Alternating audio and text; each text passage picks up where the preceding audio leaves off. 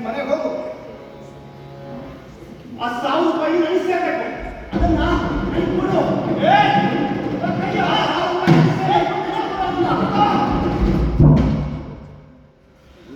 ಆ 1,000 ರೂಪಾಯಿ ನಡೆಸಬೇಕು, ನನಗೆ ಕೊಡೋದಿಲ್ಲ. 1 ರೂಪಾಯಿನೂ ಕೊಡಲ್ಲ. ನ್ಯಾಯ ಅನ್ಯಾಯ. ನಿನಗೆ ಒಂದು ಕೆಲಸ ಮಾಡೋಣ, ಒಂದು ಪಣ ಕಟ್ಟು. ನಿನಗೆ ಯಾರು ಸರಿ ಅನಿಸ್ತಾರೋ ಅವ್ರ ಹತ್ರ ಹೋಗಿ ಕೇಳೋಣ.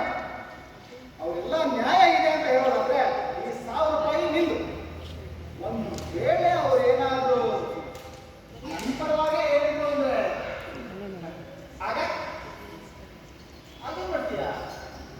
ನಿನ್ನ 1,000 ರೂಪಾಯಿಗೆ ನಾನು ಇಡೀ ಆಸ್ತಿನೇ ಕೊಡ್ತೀನಿ. ಈಗಪ್ಪ ಮಾತು ಅಂದ್ರೆ ಇಂಥ ಅವಕಾಶ ಬಿಟ್ಟೇನಾ? ನಡಿ ಹೋಗೋಣ. ಯಾರನ್ನ ಕೇಳೋಣ ಕೇಳ. ನಡಿ ನಡಿ ಹೋಗೋಣ ಬಾ. ಪಣ ಅಂದ್ರೆ ಏನು? ಹಣ ಅಂದ್ರೆ ಅದೊಂದು ಯಜ್ಞ, ಸೋತವರು ಗೆದ್ದವರಿಗೆ ಕೊಡುವಂತ ಹಣ. ಓ, ಮಹಾಭಾರತದಲ್ಲಿ ಪಾಂಡವರು ಮತ್ತೆ ಕೌರವರು ಪಣ ಕಟ್ಟಿದ್ರು ಅಲ್ವಾ?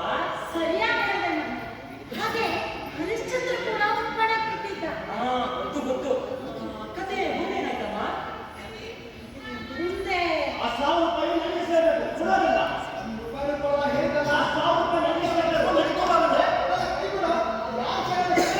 ಆ 1,000 ರೂಪಾಯಿ ನನ್ನ ಪಾಲಿದೆ. ನಮಸ್ಕಾರ ಸ್ವಾಮಿ. ನಮಸ್ಕಾರ ಸ್ವಾಮಿ. ನಮಸ್ಕಾರ. ರಾಮಣ್ಣ ಭೀಮಣ್ಣ ಇಬ್ರು ಒಟ್ಟಿಗೆ ಬಂದಿದ್ದೀರಾ?